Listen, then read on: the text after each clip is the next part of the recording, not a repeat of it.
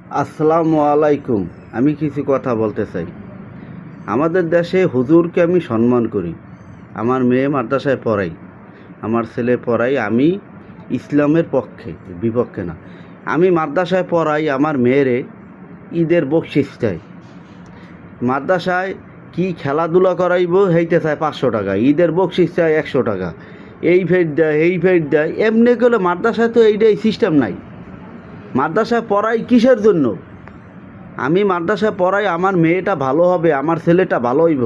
ওখানে যাই এই ওহিনেই তো যদি শুরু হয় এই কাহিনী, এইতে টাকা দাও, ওইতে টাকা দাও, এইতে টাকা দাও, তাহলে তো এটা তো হলে মাদ্রাসা বলে না। মাদ্রাসায় তুমি প্রতি মাসে তুমি রোল নিতে আসো, 4 দেশে 500 টাকা, 500 টাকা তুমি নিতে আসো। তুমি সব হিসাব করেই তো 500 টাকা নিতে আসো। তোমার খরচা পাবে, তোমার এই খরচা ওই খরচা হিসাব করে 500 টাকা নিতে আসো, বাস।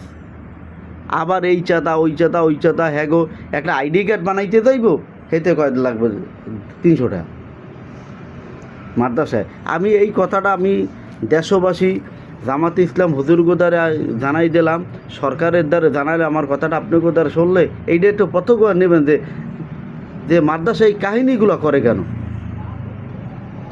এগুলো কষ্ট পাই। স্কুলে হইলে সেটা মানা যায়, কিন্তু মাদ্রাসায় এই কাহিনিটা মানা যায় না। মাদ্রাসায় তো স্যার দিয়েই দিয়েছে যে এই মাসিক একটা চার্ট, এটার পরে এত ভাতাবাদি কিসের? আমার কথাটা আপনাকে দ্বারে শেয়ার করে দেবেন। এই কথাটা আপনারা মিলেই দেখেন, যারা যারা মাদ্রাসায় ছেলে মেয়ে পড়ান, কথাটা মিলেই দেখেন। আল্লাহ হাফেজ।